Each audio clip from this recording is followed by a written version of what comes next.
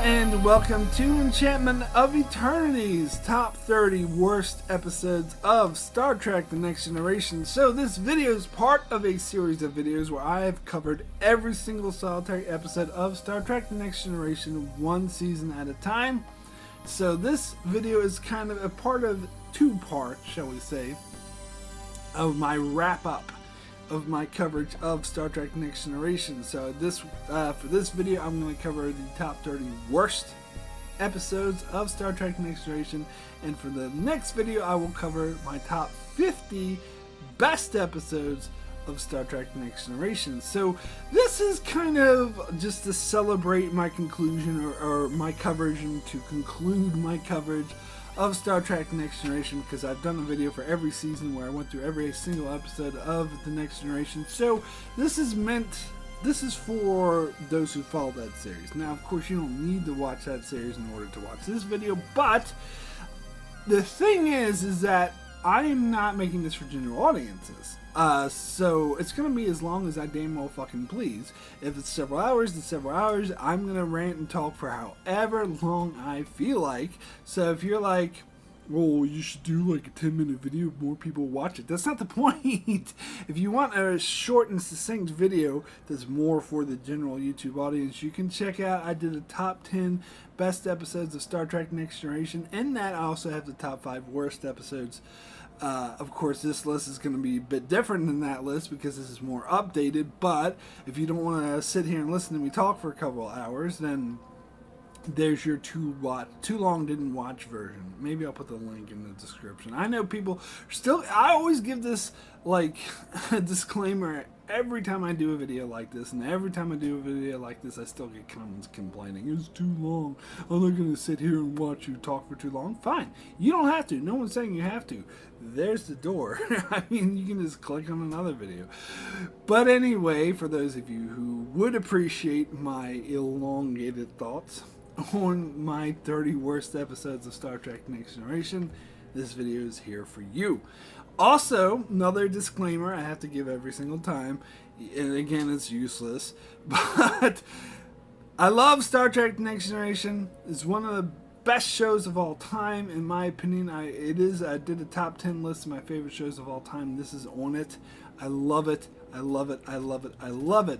But to say that there's no such thing as a bad episode, or I'm a hater because I'm saying there's worst episodes, or I'm talking about the worst episodes, that is fanboy bullshit, which I absolutely don't have time for. Just because I admit, and anyone who is a critical thinker, who's an independent thinker, who's just not a blind fanboy, should admit there are some bad episodes of Star Trek Next Generation. And I'm here to talk about what is, in my opinion, the worst episodes of Star Trek Next Generation. It's a really great show. As I said, I'm doing a much longer list for the best episodes, so that should tell you something, but I know everyone's gonna ignore this, probably not even gonna watch this part and just comment, you make why you hate Star Trek, like, fuck those people. But anyway, sorry. And now I'm gonna have people complaining about the disclaimer, being like, oh, why are you wasting your time with the disclaimer, just get to the episodes. As I said, I'm talking as long as I damn well please, but anyway, sorry. Anyway, let me start beating around the bush.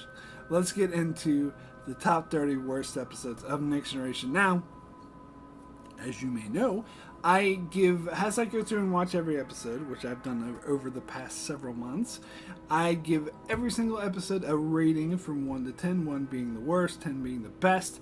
So, to put this list together, I look at the lowest ratings, and started with my 1s, and then move on to my 2s, and then the 3s until I reach 30 episodes. And so, as I start this countdown, I will give the flash up on the screen will be the rating I gave for these following episodes I'm about to list off. Starting with 3, which is what I say, very poor, and 2 is extremely poor, and 1 is the worst. So I sort of group them into those categories. So let's get this started.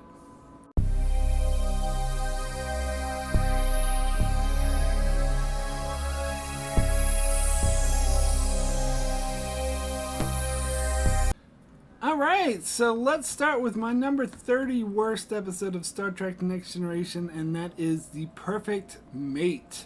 So this is about an Australian's like best friend. He's such a good mate, he's the perfect mate. No, I'm just kidding. It's about some Jean Grey from the X-Men movies is some genetically engineered perfect mate. Oh no, she's not. I think it's naturally occurring. Sorry, scratch that. Naturally occurring, like perfect mate. She can read. She's a telepath. She can read men's minds and become the perfect woman for them.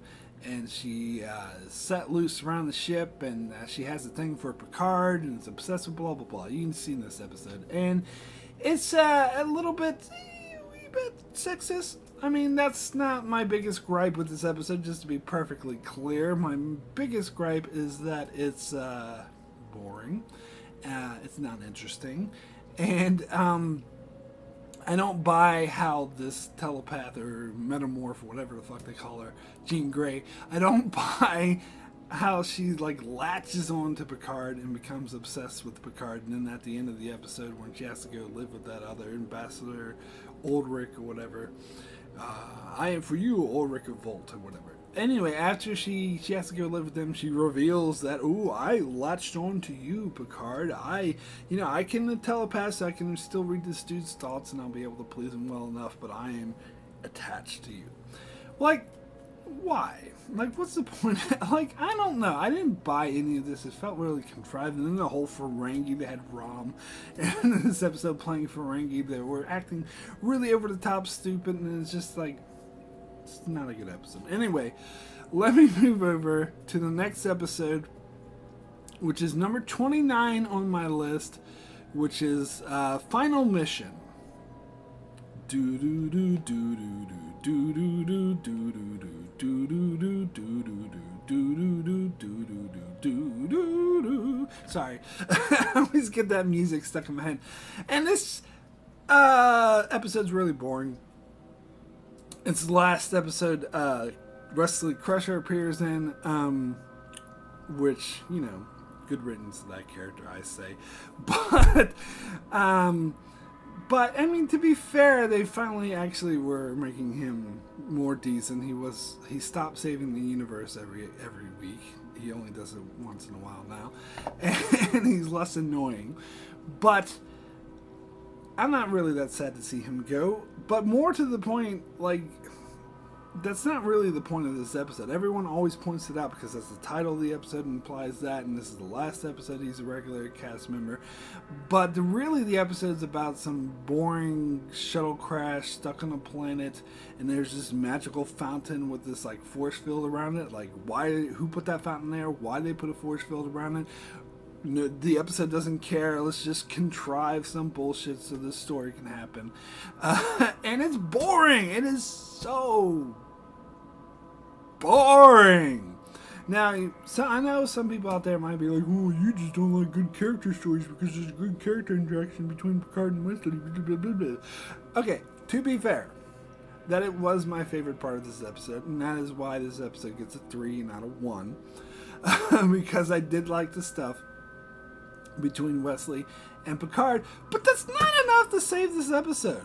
The rest of the episode is still boring, and that whole magic fountain that like puts people in these weird cases, and it's never explained. No, who would do this? Why would anyone do this? There's no reason for it except for plot. It's one of the worst, most obvious cases of plot convenience ever. Anyway, sorry. Let me go ahead and move over to my number 28, The Outcast. Yes, The Outcast has made my worst list. Now, this episode is often brought up whenever the subject of the Star Trek's portrayal of the LGBTQ community comes up. I even did mention this. I did a full-length episode review when I talked about that. and I did a video about Star Trek's portrayal of the LGBTQ community, and I talked about this episode in that, although I focused more on the Deep Space Nine's episode Rejoined, because I think that's a much, much better example of an episode that delves into the discrimination that the LGBT community faces. But this is the one that people always go to, and that annoys me. And the reason why it annoys me is because this episode is not good. It's not a good example because it's not a good episode. It is your typical boring romance of the week. I don't buy Riker's relationship with what's her face, Soren, I believe her name was, their name was. I mean, but she identifies as female, so I think it's, her name. But anyway, and so I feel like it's just not a good episode. Like, I don't buy the thing at the end where, like, Riker is willing to throw his whole career down the drain. It reminds me of that Deep Space Nine episode Meridian where Dax is willing to go off for 65 years with some dude she just met. Like, Riker just met Soren, and he barely has any connection to her. Just a fling, and all of a sudden he's willing to throw away his whole career. That's bullshit. Also, like, the analogy, and I talked about this in the video I did, about the LGBT, how portrayal in Star Trek. And the analogy in this episode just doesn't work. First of all, it's kind of more about the transgender community than it is the gay community, but this episode, I feel like the writers of this episode, like, didn't care to make the distinction. Like, oh, yeah, whatever, who cares? And in fact, part of me thinks that I think that they were actually looking at this as more of a gay and lesbian analogy, weren't even thinking of the obvious transgendered and non-binary, because these characters are non-binary, but yet they barely, like, I don't think they even intended that commentary. And also, like, at the end of the episode, it ends with Soren, like, becoming, like, brainwashed into not, thinking she's female anymore. And that's sort of an analogy for gay therapy conversion, gay conversion therapy, whatever. And that's a stupid analogy, because in real life, gay conversion therapy is bullshit. It doesn't work. It's just a bunch of nonsense. And in this episode, it actually does. It's a real thing. So, and I've heard, like, a lot of people who belong to the LGBT community really trash this episode for being a cop-out, for not going far enough, and for particularly for that analogy at the end, to not making any sense, where it's actually kind of detrimental to the plight that the LGBT community faces. But again, regardless of any of that, this is just a boring episode that is bland and has this bullshit anomaly that nobody cares about, and this romance of the week that is flat, you don't buy, so it's just not a good episode. Anyway, got my controversy out of the way. Let me get into my number 27, which is Emergence. Now, to be fair, I probably, before my rewatch of this show recently, I probably would have put this in my top 10 worst, or maybe even my top 5 worst, because I hated this episode. But after watching it again and giving it a shot, I always try to give every episode a fair shot, I saw that there are some good qualities. But it still makes my top 30 worse, because it's just silly episode. Like, alright, maybe it's just my opinion, but I really hate the whole concept of the Enterprise becoming alive. Like, this was explored in some short stories and novels and whatnot. I always thought that was dumb. Like, I don't need the Enterprise to be alive. And again, there was never explained how this happened and why it happened. Just all of a sudden there was a... you could say it wasn't the Enterprise was alive. You could say there was a life form controlling the Enterprise that sort of embedded itself in the Enterprise. So, but whatever, who cares about it? It doesn't really matter. That distinction doesn't make any difference as far as the quality of the episode. It still sucks. And then they have all these silly metaphors where they have holodeck characters, like the gunslinger represents the weapon system, and something represents the sensors, and the engineer represents the ships, and like that's all like they're on a train, and it's all silly, and Troy's trying to interpret it, and it's like that's really goofy. I'm sorry. I mean, it reminds me a bit of that Distant Voices episode in Deep Space Nine, where every main character represented a different aspect of Bashir's personality. Like, and that was dumb too. That was in my top 5 worst episodes of Deep Space Nine.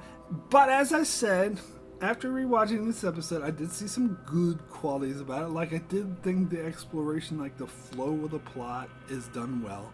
It makes sense from them discovering this life form and from them finally interpreting the signs and letting it do what it needs to do. But the whole, it's just too goofy. I just can't get on board with this. The whole, oh, there's new Vertiform City. Like, that's just dumb. I'm sorry. Anyway, let me get into the next episode. My number 26, the Shizoid Man.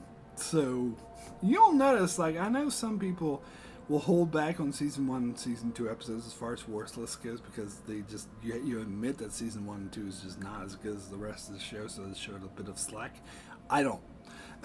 So you'll be seeing a lot of season 1 and season 2 episodes in this countdown, because I judge them all equally. I'm not giving any leeway here. So, Shizoid Man, this cyberneticist takes over Data's body and starts acting crazy, and nobody fucking notices. Like, nobody even like considers something's wrong. It takes the crew way too long to figure out there's something wrong with Data. And he starts like acting like an egotist, or whatever. And it's the whole concept of the a cyberneticist who thought he calls himself Data's grandfather. Oh yeah, I talked about all of Data's like relatives. I forgot to mention his grandfather. He has a mother, he has a father, he has a grandfather, he has a brother, he has a half brother, he has long lost forgotten brothers. Like, God, he has the biggest extended family of anyone on the show, but it's just stupid. I'm sorry. Oh, and he has several daughters too, by the way. Anyway, let's get in to my number, what am I up to? 25, Hyde and Q. As I said, no leeway for first season episodes. Like, Q is a good character. I love Q. You see a lot of him on my best list, but more of the later episodes. The first 2 seasons took him a little while to get Q right. This one in particular, like, the whole thing about, did somebody say games? Like, and he takes us down to the planet and says, oh, we're going to play games, but they don't really play games. They just have these, like, weird revolutionary pig thingies attack them, and then nothing really happens. Like, Worf gets killed because he's useless, I guess, and fucking, I don't know. And then it becomes about them giving Riker the power to Q. And he instantly, his character changes. Like, they try to do, power corrupts, absolute power corrupts, absolutely. Yeah, sure, you can do that, but you can do that in a way where it feels organic and makes sense, not that's really contrived and stupid. So, screw that episode. Anyway, let me get into my number 24, which I know is going to ruffle some feathers here. Which is Remember Me. It's a well-liked episode. In fact, I used to like it a lot when it first came out. But watching it again and again, like, really putting the critical mindset of, like, analyzing it. And I can see, because it reminds you of a Twilight Zone episode. And in fact, I think there was a Twilight Zone episode that was very specifically like this episode. But I've never seen it myself, I just heard. So I can see how some people could get, like, enthused about that. But when, when you really analyze this episode, the plot's really, really flimsy, and the acting is actually, I'm not a huge fan of Gates McFadden. I'll bring this up several times during this countdown. I think, especially, like, she's good as a supporting character, but whenever there's a Crusher-centric episode, she tends to, like, really not be up to the task of carrying a whole episode. And this episode in particular, like, it becomes really goofy, the fact that everyone's forgetting shit. And then, of course, it turns out that it's not actually reality. She's caught in this bubble, which I think is a huge cop-out. Yeah, I don't know. I just think this is a really bad episode. So, I know. Everyone disagrees, but who cares?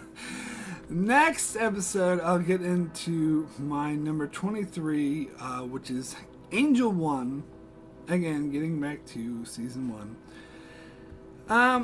So this episode is known as the episode where they got a matriarchal society of all women, and that's fine, nothing wrong with it. But like, they make such a big deal out of it, and plus, like, there's people who pointed out that the way Yar and Troy are treating Riker in this episode is very, like, demeaning.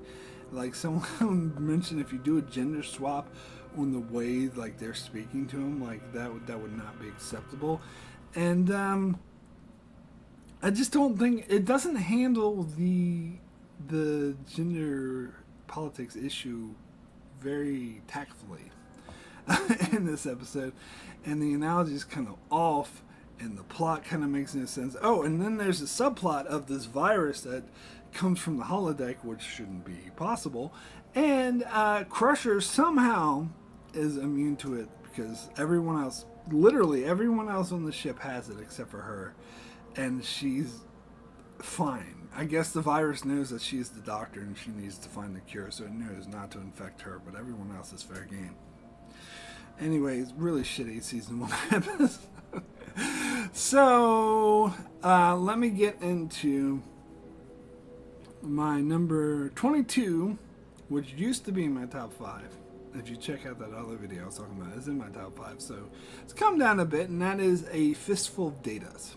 And the reason why this episode's come down a bit is because again, I try to give every episode a fair shake and analyze it. And I actually like the concept of Worf going in the holodeck and doing a Western program and having fun with it. Because when he starts, like, his son kind of dragged him in there. He's like, oh, I don't want to do this. And he goes in.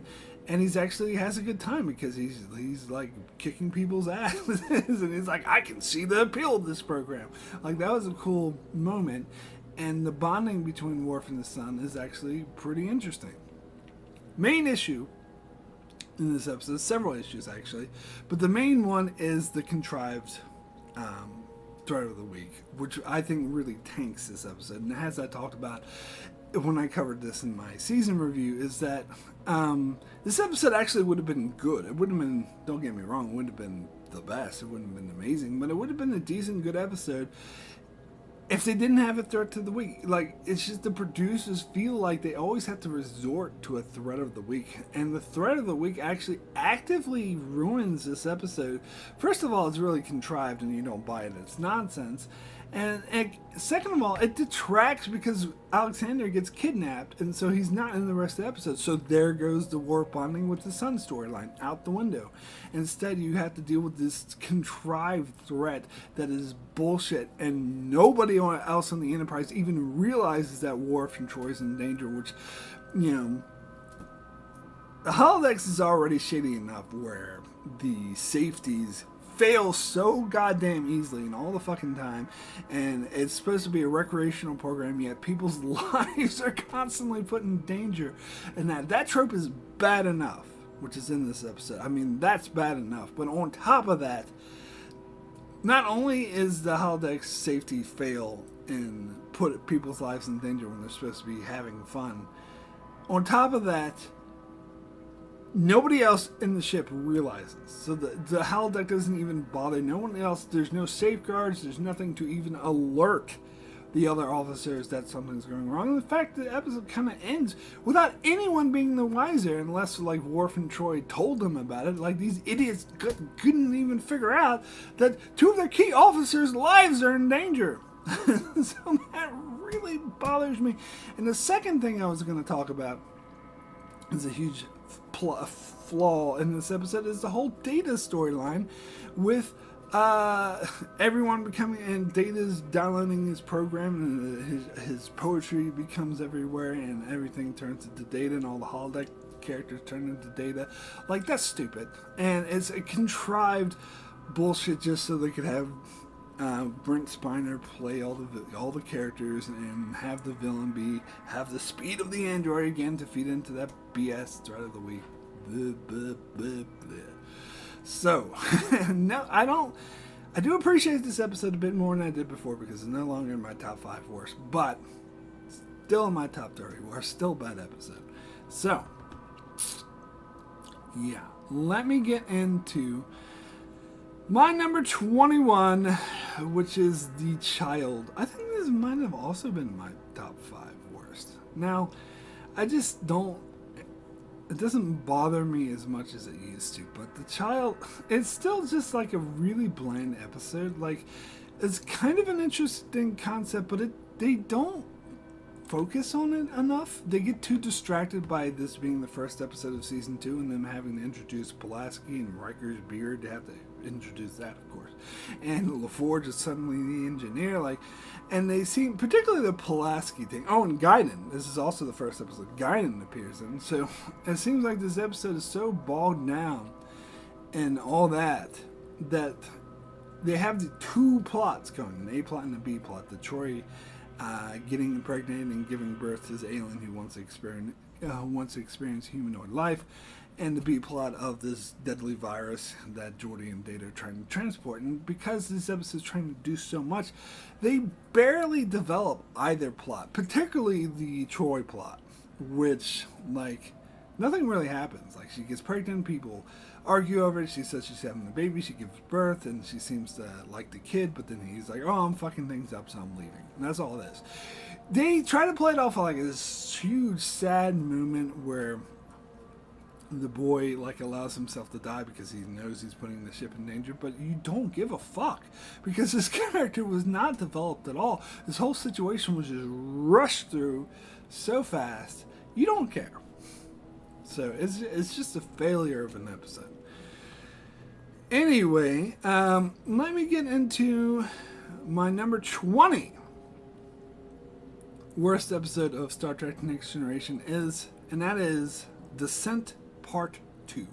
Now, usually, typically, when there's a 2-parter, I count it as one. And I'm kind of copping out by not doing that this time. But here's the thing, like, because if I counted this Descent 2-parter as one episode, then it probably wouldn't make my worst list because part 1's actually decent, so it would bring up the quality of both parts. But I decided I didn't want to do that. I'm sorry, this is my thing. I decided I didn't want to do that because the 2 parts are so despairingly different in terms of quality that I feel like they deserved to be counted as differently. So part 1's actually decent. It's a good episode. It's not the best, but it's okay. It's a good watch. Part 2 is shit. I mean, you got the part where Beverly Crusher commands the Enterprise and outsmarts the Borg, which is somewhat interesting, although I still kind of don't buy it. But not only is it a huge letdown from part 1, because part 1 was, like, really just all set up and setting up this huge threat that Lore and these rogue Borg who are, like, really violent, they're gonna take on the Federation. But they don't do that. They just dick around on the planet for the whole episode. Lore acts like a dick, and he's, like, evil, and Data's all of a sudden evil just because Lore turned off his ethical program and is feeding him raw emotions, so that suddenly makes Data want to kill and torture Geordi and not have a problem with that. Bullshit. And then they ruin Hugh's character. He doesn't have a reunion with Geordi, so what's the point of even bringing him back? And everything's resolved, like, way too easily. It's just a mess. It's just a mess. It's a mess of an episode. Anyway. Let me get into my number 19 worst episode of Next Generation, as the Icarus Factor. I told you I'd be picking on season 2. I'm not giving it any leeway. This episode's boring. They tries really hard to have this like character story of Riker and his estranged father, but it does such a poor, undeveloped job of it, and it just throws in that his father and Pulaski had a prior relationship, which seems like out of the blue and too serendipitous, and doesn't really contribute anything to the episode at all. And you got the subplot of Worf wanting to hit himself with paint sticks, which, to be fair, I think was the best part of this episode. And then they give Riker another command that he turns down, which is... It makes this a long-running thing that makes it kind of... Like, they keep telling you over and over again that Riker's really ambitious and he wants to be an admiral, yet he keeps turning down commands. Kind of fucking with his character here. And, yeah, it's just not a good episode. The two father and son fight each other in this... thing that's probably offensive to Asian people, and I don't know, it's so dumb. Anyway, sorry. Let me get into my number 18, which is Coming of Age. Another season 1 episode where the stupid plot of the stupid commander going on the stupid Enterprise and being a dick to everyone and trying to prove that Picard's an asshole. And apparently the Admiral put him up to it just to make sure he's not an asshole. And they try to feed this into the episode conspiracy, but I really don't think they knew that when they wrote this episode. They kind of just made that up after this. And then it's even worse. You got Wesley having these stupid tests about applying for the academy, where they fake like a huge fire just for Wesley's sake, and act like people's lives are in danger. You know that could backfire. People's lives could actually be put in danger by that shit, and it's just I don't care. It's just a really bad episode. So let me move on to number 17. No leeway for season 1. The Last Outpost. Oh, humans! Oh, they clothe their females. I think that's all I need to say about this episode. Really. Oh my god, like they really fucked up with the Franky. Like this episode was supposed to introduce the Franky as the main villain of the show. And they kept the Ferengi around in the Star Trek universe. They actually become a pretty regular main staple of the Star Trek franchise. But they had to like completely change them by doing that. First of all, they didn't have them act like the way they did here. As, I gave that answer to the human. Like, all right, they torpedoed that. They got rid of the stupid like bear skin outfits they were wearing, these energy whips or whatever bullshit. So yeah, they were so fucking goofy in this episode. It's unbelievable. And the main plot with like the energy planet where there's this guy with the staff that holds the Enterprise and Franky's ship captive and is draining them of energy just to test them. Don't give a shit about that either.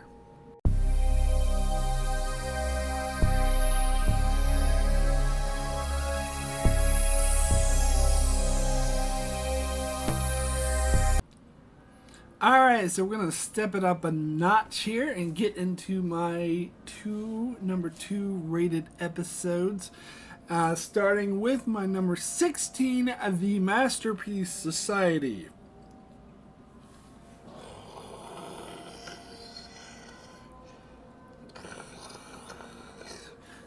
This episode should be listed under the dictionary definition of boring. This episode features a storyline that I don't really care about, characters that aren't really fleshed out that I don't care about. It has a romance I could not give a fuck about, and it has a dilemma that I don't really care about. A bunch of genetically engineered snobs are like, oh, we got a masterpiece society, but if anyone leaves, then our society will fall apart. Yeah, but you know what? You know what that's called, Mr. Masterpiece Society guy? It's called Darwinism.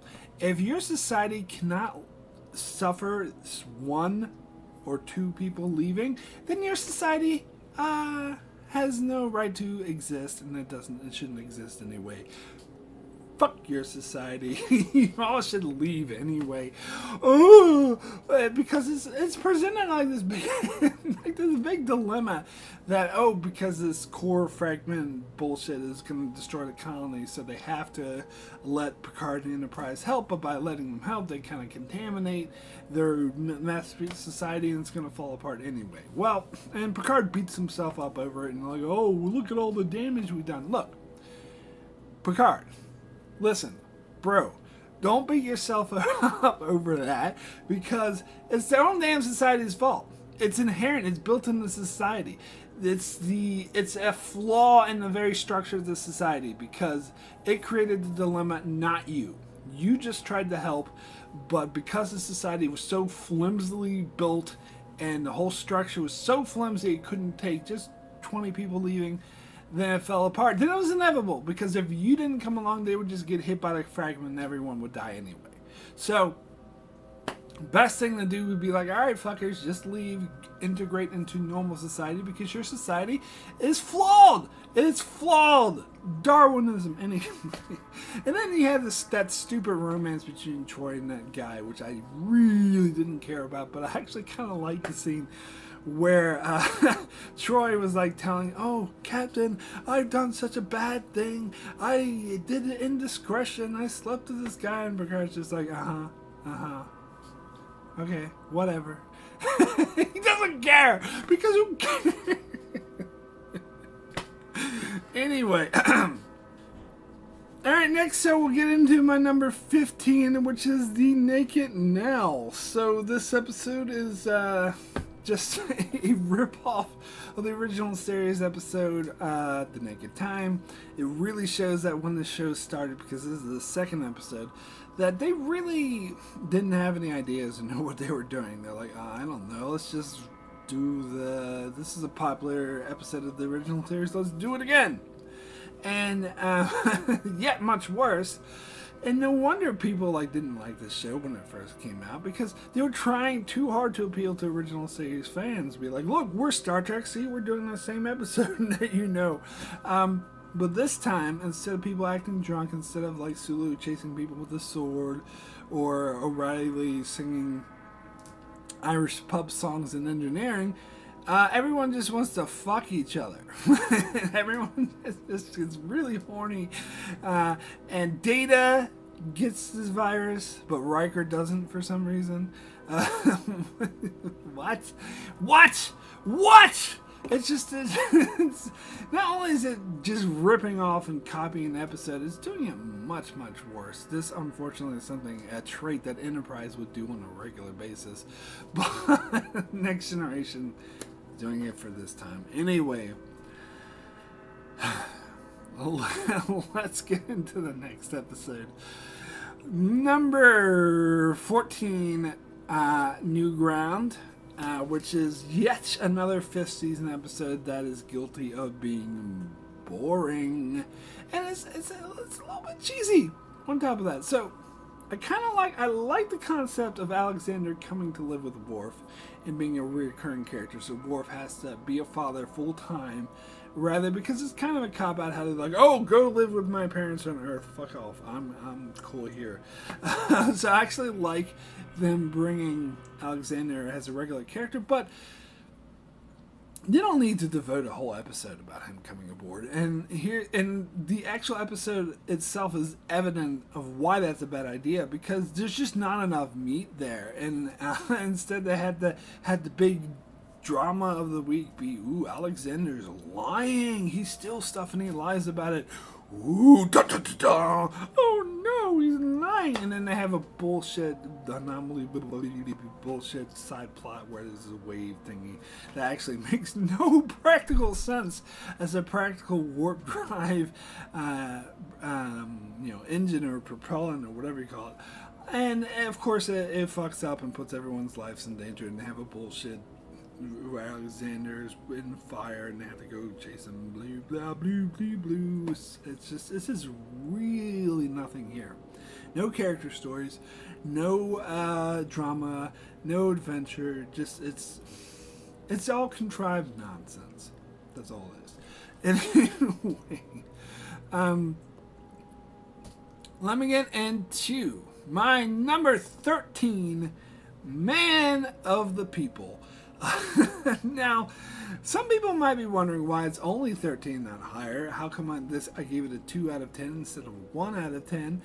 Because this episode is rightfully infamous for being terrible. But the thing is there's a cool Picard speech. I'm sorry, I'm a sucker for Picard speech. In fact, when I did my top 10 Picard speeches, I actually put Picard speech in this. Because that scene where Picard is telling off the Oconnor guy, what, you think that makes you noble? You think that makes you courageous? You're a coward, sir. Like, that was awesome. That was a great Picard speech because he put that fucker in his place.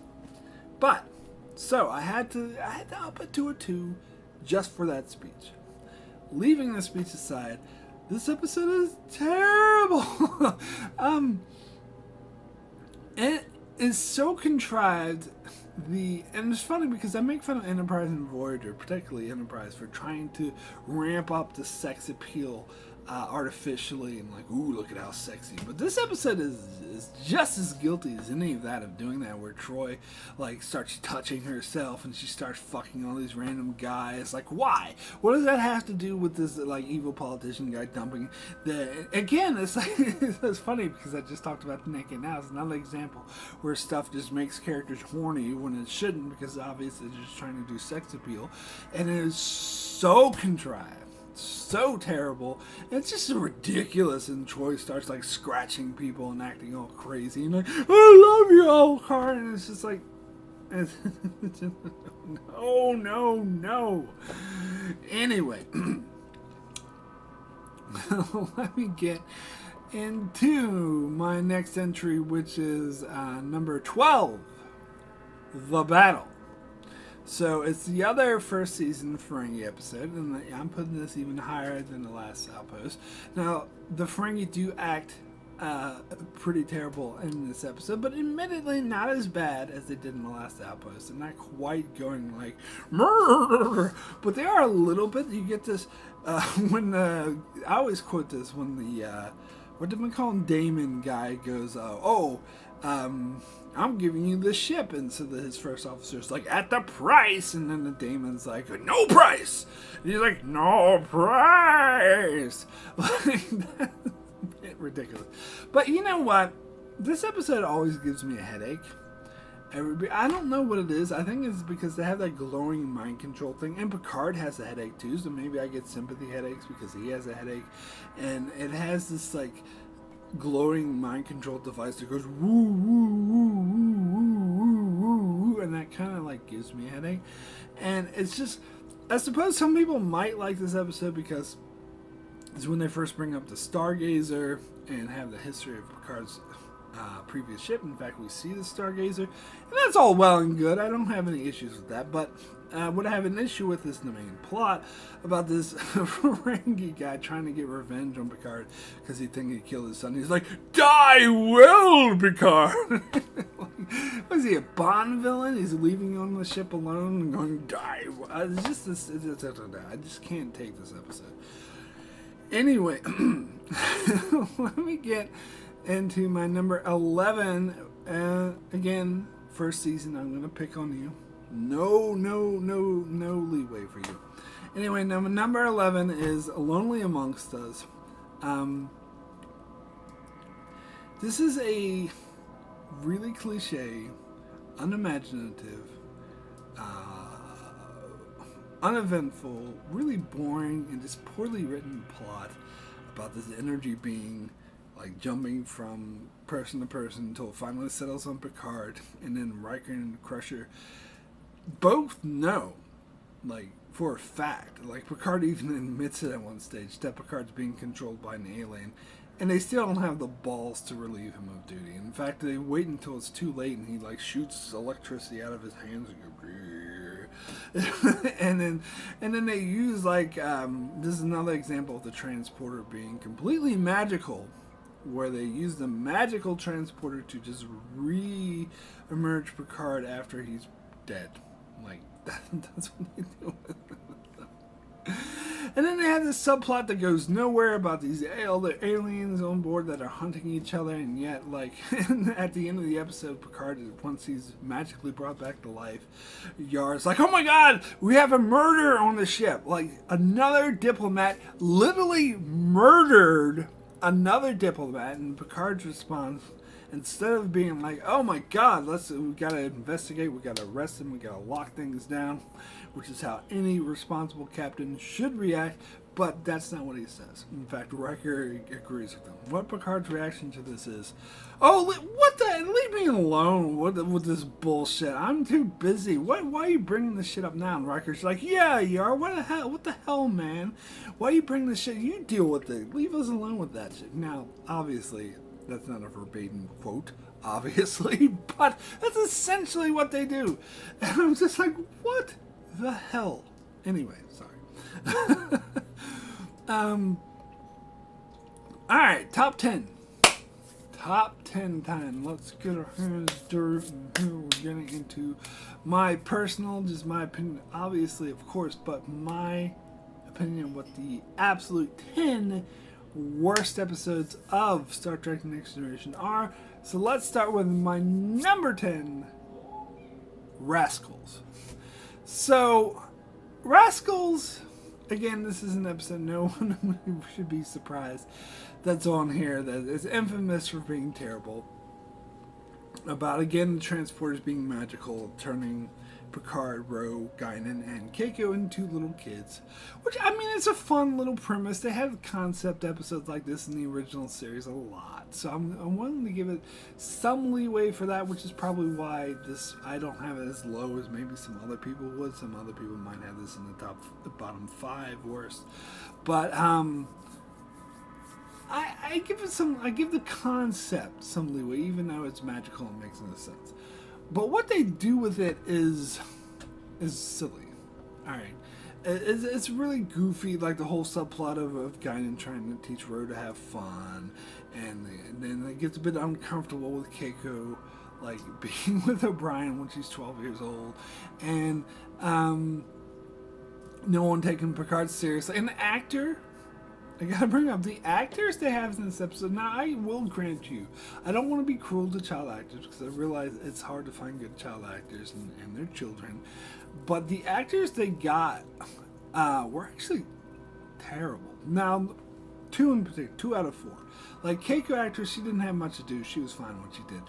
The Guinan actress was actually really good, the one who played the 12-year-old Guinan.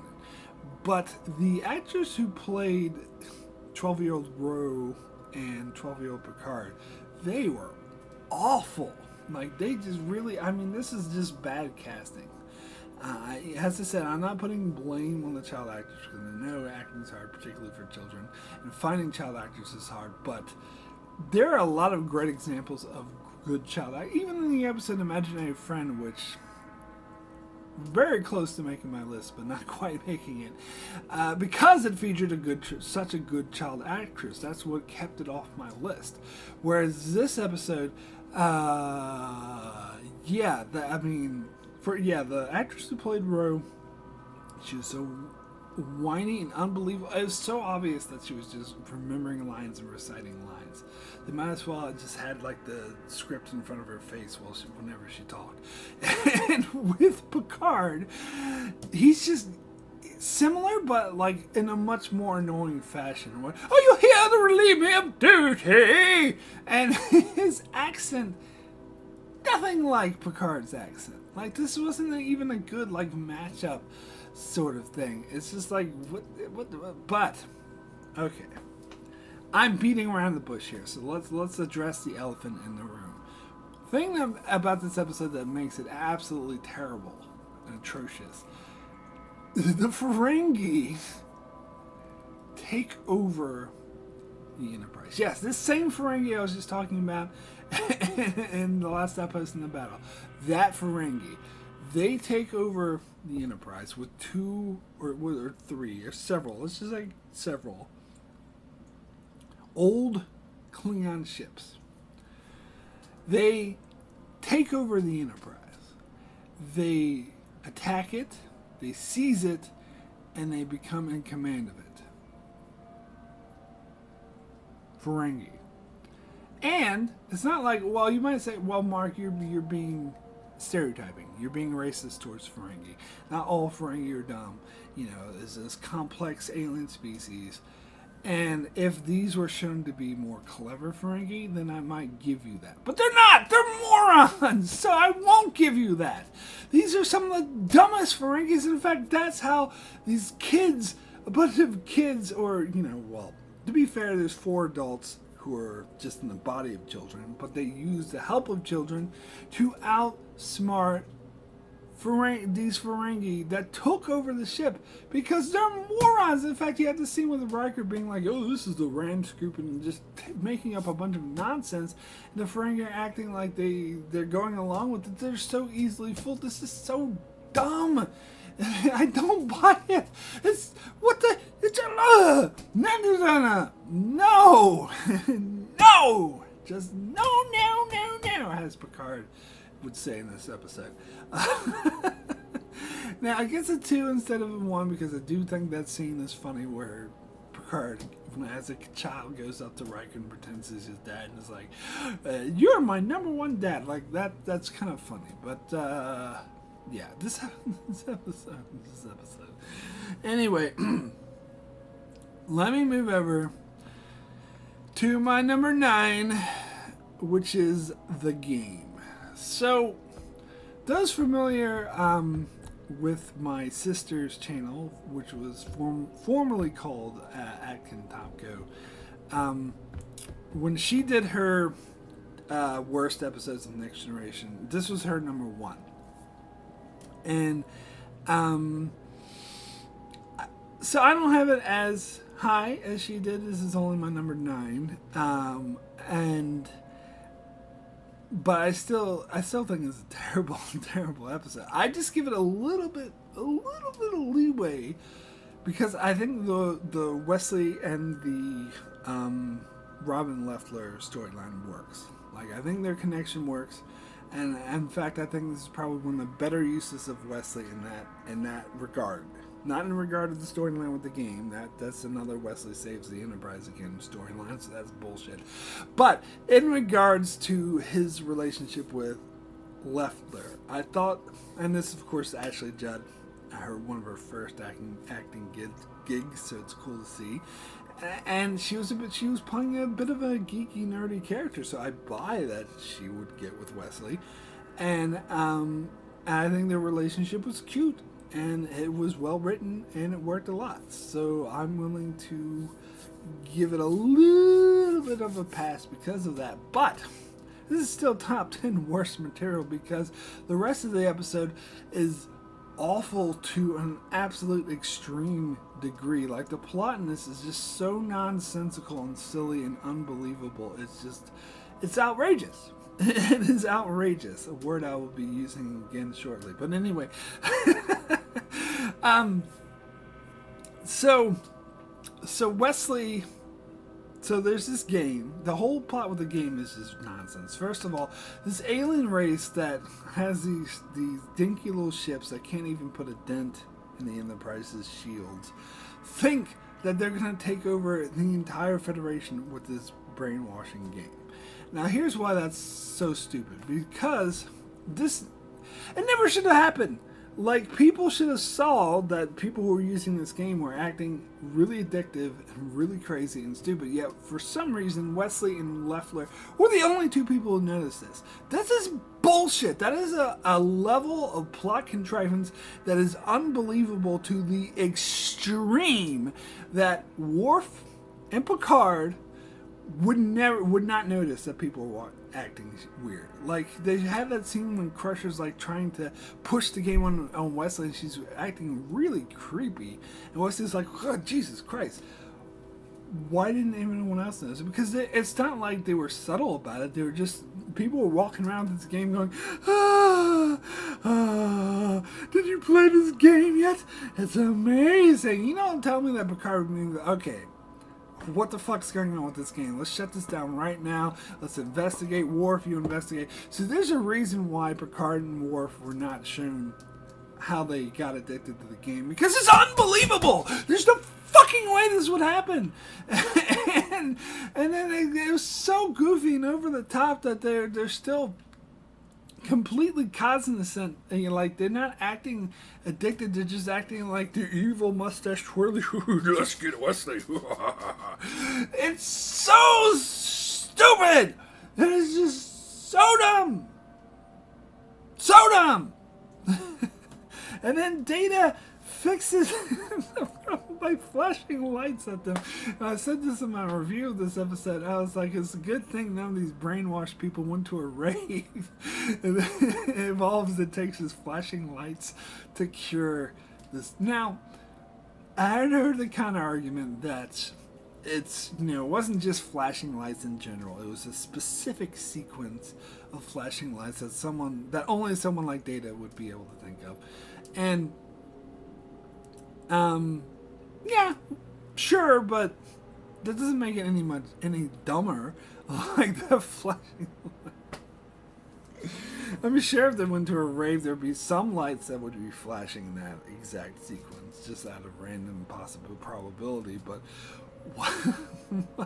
whatever this episode is just god awful. Anyway, let me get into my number 8. And I told you I'd bring up this word again. The outrageous Oconnor. What a goofy second season episode. That is just so damn cheesy. With the, you know, the ladies man who's able to like seduce like all the hot chicks of the Enterprise. And again, this is something my sister mentioned about how like apparently when he appears, like hot chicks just materialize out of nowhere. Like usually you got Chief O'Brien and some other people in the transporter, but because O'Connor's on board, you got Terry Thatcher. What's her name? I don't know. Anyway, the actress is hot. Hold on. But anyway, so, and then you got the cheesy plot where it's in one of those plots that could be like everything could be solved in advance if Oconnor just told Picard what was really going on, but he didn't. Because so the episode could happen, so the show could happen, so the plot could happen. It's so contrived, and then you get the stupid subplot of Data trying to learn comedy, and he gets an outdated comedian with jokes that aren't funny. And Data, this android who could perfectly emulate, by the way, he can do like other people's voices exactly to the T. He is like a recording device. He could like mimic down to the millisecond to every gesture exactly what the comic says and how the comic act. Like he could even do the comic's own voice if he wanted to. But instead, he goes like this. I was in the run and tells the jokes. What sense does that make? And then Guinan's like, that's not funny. Let me tell you this joke. Because you're a droid and I'm annoyed. See, that's funny. No, it's not, Guinan. That's stupid. That whole subplot is ridiculous and it's never resolved. Like nothing comes out of it, and it's just a waste of time. And then you have, of course, the main plot's not any better with Oconnor, who is just a goofy, cheesy, over-the-top character with the stupid resolution. They're like, oh, I impregnated this woman. It wasn't me. It was this guy. They're two people from other sides that love each other. Who cares? Who cares? Who cares? Not me. Anyway, let me get into the next episode. Number 7 on my list, Suspicions. And this is another episode I've heard people say, what are you talking about? This episode's not that bad. Because this was previously in my top 5 worst. Very close this time, but didn't quite make it. Just edged it out slightly. But yeah, a lot of people will be complain like, well, "This is actually a good episode. This is a decent episode. What do you have against this episode?" All right. I anyone who knows anything about like storytelling or whatever, I would suggest that you watch this episode with an open mind, with an analytical mind. Try to analyze the dialogue. Does this dialogue sound natural? Does this acting look natural? Does this plot make any sense? And I am of the opinion that anyone with a critical, open mind will see clearly it doesn't. Clearly the answer to all those questions is no. This is some of the worst written dialogue in the show ever. It's like people are completely out of character and they're just throwing out all these cheesy melodramatic cliches out of nowhere where none of these characters are in character. Like there's some ridiculous scenes and had this stupid unnecessary like narrative device that has the framing device that has Guinan talking to Beverly, and some of the way they talk, like the whole teaser is like, "Oh, I just been relieved of duty. I'm not a doctor anymore." Dun, dun, dun. Like it's just everything's so contrived. Like all the dialogue, like when Riker goes up to the Crusher's like, "Look, I'm just looking out for you. You gotta hold back." And then Picard says something like, "You've been hanging on to so long," and something that's completely over the top and out of nowhere. And it's not how people talk. It is not how people talk. This is some of the worst written dialogue in the entire show. And also the scene with the Klingon, like when she's like, "Be careful, Doctor," and like the way Crusher's interrogating her. "Oh, did you come?" Horrible acting, horrible dialogue, and then when she interviews the Vulcan and the human husband, and how they're like, "I find this offensive," and it's just so. This is the worst written dialogue in the entire show. And then the reveal that it was the dead guy who did it all along. He's like, and he exposes like what's that exposition, his evil plan like a James Bond villain before you. "And now I'm going to kill you." Da, da, da, da, da. Terrible episode. Anyone who thinks this episode's not absolutely terrible is wrong. And sorry, I'm sorry. So let me get into my number 6 worst episode of Star Trek Next Generation, and that is Up Yours. I mean, Up the Long Ladder.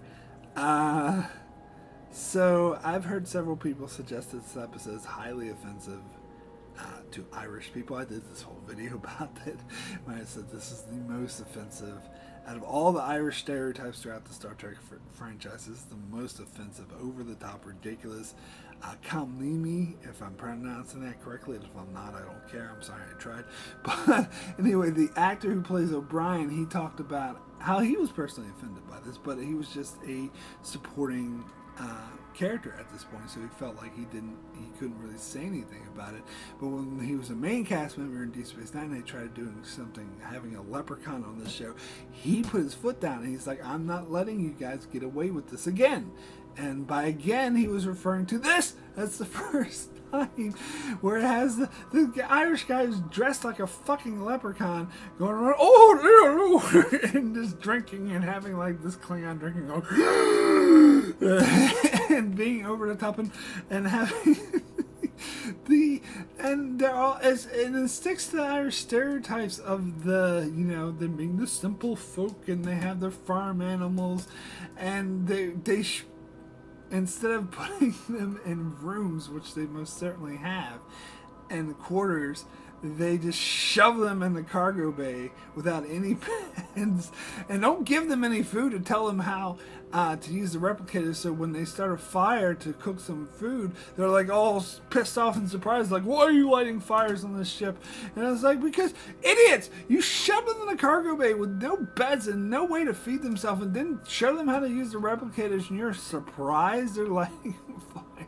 Like, what the hell? And then it has this stupid plot about these clones and I don't know. I don't even know about this bullshit. It's like, and it's really underdeveloped. I didn't really care about it and see the plight. And Riker and Pulaski were just being really callous to their plight and to how they're clones that live generations without having any sexual intercourse be a part of their society, and all of a sudden they're just like, no, we refuse to let you make more clones, but instead the only way I'm going to let you save yourself is I'm going to force you to fuck all these people. That's their solution to the problem. Which, you know, they mentioned in this episode, the clones mentioned that the idea of sexual intercourse is repugnant to them, and they're just like, whatever. They had zero sympathy for them. It was like, I like sex, so fuck you guys. You're gonna learn to like sex. Damn it! And it's just... And I just can't get over that Irish guy. It's so, you know, by the way, it's not played by an Irish actor. It's played by an English actor. And this is something else Cal mainly brought up. It's just highly offensive. But anyway, yeah.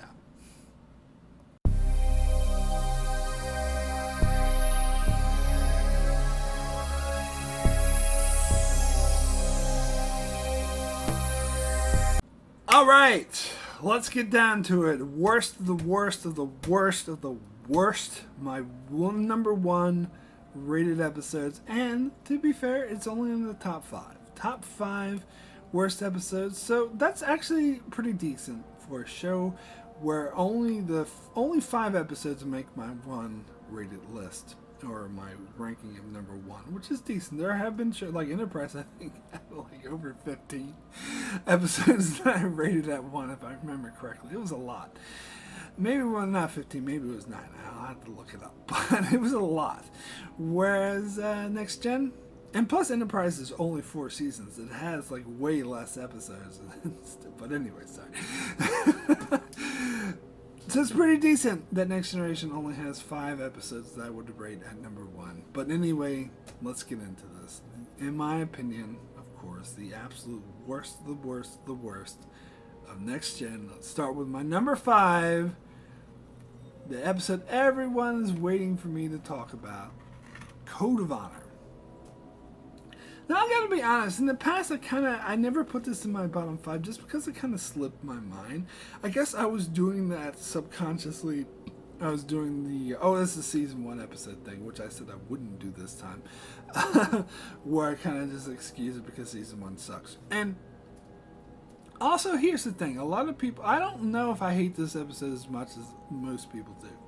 Because a lot of people expected me to put this in my top 10 worst of the entire Star Trek franchise, which honestly, and they say, if you do a 20 worst of the franchise, then you could talk about Code of Honor. But honestly, I don't think this would even make it 20 worst. Maybe 30 or 40, but probably not a 20. And it's kind of splitting hairs, but here's where I make the distinction, because a lot of people would put this in a top 10 worst of the franchise because it's racist. It's the most clear racist episode of a show, of an entire franchise that's built on diversity, that's built on inclusiveness, that is anti-racist, and is a blatantly racist episode. But here's why I give it a tinge. Mind you, just a small tinge, because it's still my top 5 worst of Next Gen. It would still be in my 30 or 40 worst of the franchise, so it's not like I like this episode. It's still one of the worst episodes ever. But I give it a tinge, just a tinge of a pass, because it's clear to me that the writers did not intend this episode to be as racist as it was. It was just that it was filmed and made and created so badly that the end result ended up being racist. I heard, I don't know if this is true, so don't believe me, this could be bullshit, but I heard that the director of this episode was a bit racist. And so, if that's true, then maybe it was his decision to cast black actors and have them do African accents for all these aliens. And Also, as I talked about, the script was just emulating a lot of these like adventure stories from the 50s and 40s that are about English people traveling to Africa and India, and it being like really exotic and strange, which in itself is racist, but it's a lot of people are able to like look past it because it's a sign of the time, or it's like just putting in the mindset of English people that era, but it's still portraying like African people as the other, as Orientalism. It's these weird and exotic people, where they're, they're human beings, not weird and exotic. So it's emulating that format, but that format is actually a hell of a lot worse when you put it into a 24th century setting where there's alien races and starships and an alien planet on the other side of the galaxy that just happens to contain African. That's basically how they're portrayed. And yeah, it's obvious to me that the people most of the people that made this episode just weren't aware, they're just ignorant of how racist they're being. Which, again, I'm not making excuses for it. I said just a tiny tinge. It's still a terrible episode. I mean, it still doesn't excuse how racist it is. The episode itself is also throwing some sexism, for good measure, where women are property, and so it's, and the storyline was really stupid, where they kidnap Yar and Picard's like, oh, we can't rescue her because we have to respect this alien's culture. Bullshit, Picard. Protect your own fucking people, god damn it. And of course, I would be remiss if I did not say, then you will have no vaccine, no treaty, and no Lieutenant Yar!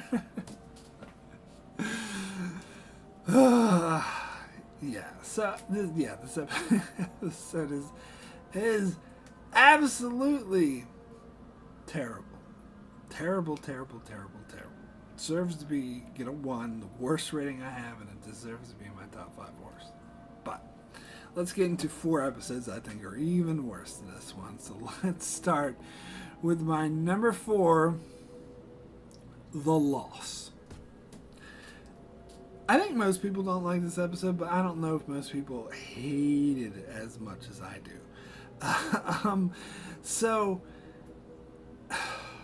This is the episode where Counselor Troy loses her empathic powers, and she is a complete bitch or asshole, or just completely horrible, if you want to put it that way. If you think the word bitch or asshole is too offensive, she is completely horrible to everyone around her. Now, I've heard other people say, well, that's what happens when people become handicapped, and it's a realistic portrayal of how someone feels to become handicapped. But here's the thing, and I made that distinction and when I talked about this in my season review, that's not what they're showing here. They're not showing someone becoming handicapped. They're showing someone who has an advantage, an extra ability that everyone else around her doesn't have, and she becomes to the level of everyone else. And she treats him like shit because she no longer has this extra ability. Now, granted, you can say, well, that's not fair because it's normal for her people. But here's the thing, is that she is treating everyone else around her like shit. And basically demeaning them, saying that they're worthless. She's like, I don't know how you live this way. And putting them down and demeaning them for not having this special ability. And in this episode, Riker says that she's being aristocratic, and he's 1000% correct. Absolutely, it's privilege. Check your privilege, Troy. It's just because you don't have this extra ability that nobody else around you has, and they live their whole lives just fine. She thinks that gives her the right to treat everyone like garbage, like shit. It absolutely does not. No, and then everyone placates her. Like, Crusher's being so nice, and she's like, well, she's just ripping her apart. It's like, why is she in your skin? She didn't treat me, blah, blah, blah, blah. No, fuck you, Troy. Crusher has a job to do. She can't follow you around everywhere, you self-righteous, entitled.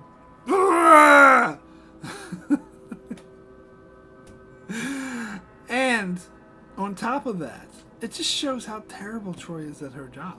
because she's just like, I quit, I resign. And when Picard tries to like be nice and tries to like mentor her and be like, and tries to level with her in a way she might understand, be like, look, you know, and tries to tell his inspirational story, and she yells at him. She's like, I don't want to hear your stupid inspirational story. Blah blah blah blah blah blah.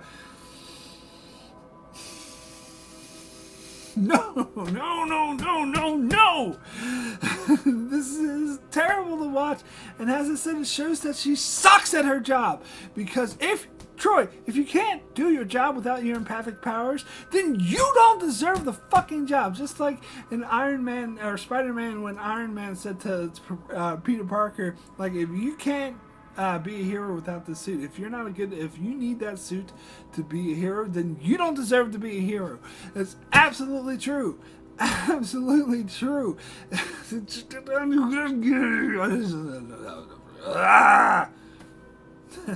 I guess that's my conclusion about this episode. Anyway, let me get into my number three, third worst episode of Star Trek Next Generation, and is Shades of Grey. Now, this admittedly is very, very, very low-hanging fruit. It's very obvious. I mean, it's very easy to tear this episode apart because it's a clip show. Everyone hates clip show. But just because this is low-hanging fruit doesn't mean it doesn't deserve to be called out as being one of the absolute worst episodes of the show, because it is. It flat out is. You know, you could say this episode was doomed from the start because they ran out of money. They didn't have the budget to shoot this episode. And so they resorted to a clip show to save on money. Well, here's a thought. Why not just have one less episode this season? It seems like that would have been a smarter... and maybe they were contractually obligated. You could say that, okay. But there's more inventive ways to do a low-budget episode than having a clip show. And here's the thing. Like, this episode started out... I actually think it started out somewhat interesting. Riker goes down to the planet, he gets stiff with this thing, and Geordi and Data have to beam down to get a sample for Pulaski. That's all well and good until you start doing the clip shows, where it's such a ridiculously contrived plot of, oh, you feed them good emotions, then, oh no, it's hurting the thing, you have to feed them bad emotions, and it's having these flashbacks of, and there's only 2 seasons worth of flashbacks at this case, so they have a very small pool to pull from, and some of the, like, terrible things or the good things that happen aren't really that bad or good. It's just like,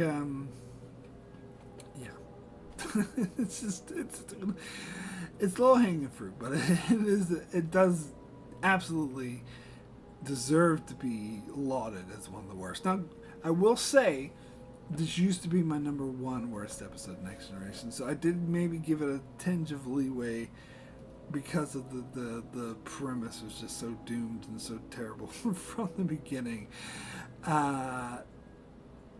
So that's what, maybe a little bit, because that's what had me put 2 episodes above this that I actually think have less of an excuse, therefore I think are worse. So, let's have at it. Let's get to my number 2, second worst episode of the entire Star Trek franchise, and that is Manhunt. It's funny because I wouldn't even think to put this episode in the top 5 worst before until my rewatch, but when rewatching the show, as I said, I'm trying to do it from a very critical, analytical perspective, and I could just see just how terribly written, how poorly scripted, and just how annoying. That's probably the worst offense of this episode, how annoying this episode is. And it's offensive. Basically, Loxana Troy this is her at her absolute worst. It's not the worst Loxana Troy episode, that's over on Deep Space Nine, but it is Loxana Troy at her worst. Going around the ship, horn dogging on everyone. Picard, Riker, she's sexually harassing them. She is being obsessive, and everyone's like, "Oh, yeah, isn't that funny? Isn't that funny how she sexually harasses these men? That's hilarious. I'm laughing my ass off. No, I'm not. It's annoying. It's not funny. It's stupid. And then there's no plot to this episode. No plot. Like, just in the whim, they have these alien fish in the transporter, and in the whim, she's like, oh yeah, they're assassins, have them arrested, who cares, blah, blah, blah. And they repeat the same fucking jokes from Haven. Now, Haven, I actually thought was somewhat decent of an episode, but here they just do the same thing, but worse. They repeat the jokes, but in the worst fashion. They use the exact same joke about, oh, Jean-Luc, how dare you think such dirty thoughts of me? You know, that wasn't funny the first time. It's definitely not funny now. All right, let's get this over with. Let's get to... I gotta take my blood pressure pills. But anyway, let's get to my number one worst episode of Star Trek Next Generation. And that, of course, is Sub Rosa. I just recently did a full-length review of this.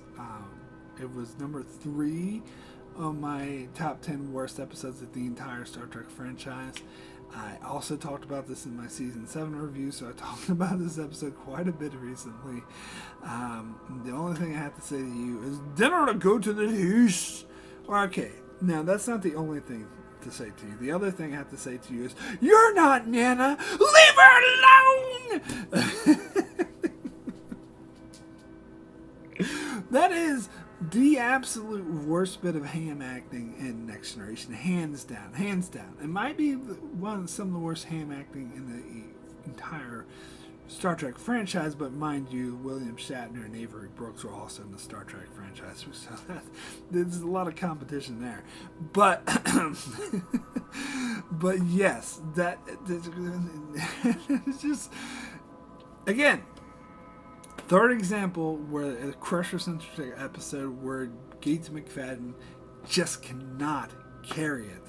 Her acting is terrible. The writing is terrible. Like, all the dialogue makes no sense. The story, the plot is just so over the top ridiculous. A ghost in a candle. It's like sexually molests Crusher, and she likes it, and she instantly becomes brainwashed by this ghost. And then at the end of the episode, when they need her to save Data, she instantly becomes unbrainwashed with no logic, no sense. And this ghost has been around for centuries from Earth. Now you could say, oh, it's not really a ghost, it's a energy being. And then they had this exact replica of Scotland. And then the fucking ghost takes over her grandmother's body, which hasn't decayed at all, and starts like glowing eyes and shooting lightning bolts out of it. Okay, Beverly, it's just, no, it's too much. It's just, too much. Yeah, so I don't know. I'm sick of talking about this episode. It's clearly the worst episode. I mean, it is bad. It is so bad it's good, I will admit. I do get some enjoyment out of watching this episode, laughing at just what were they thinking? Like, Jerry Taylor was still defending this episode. What?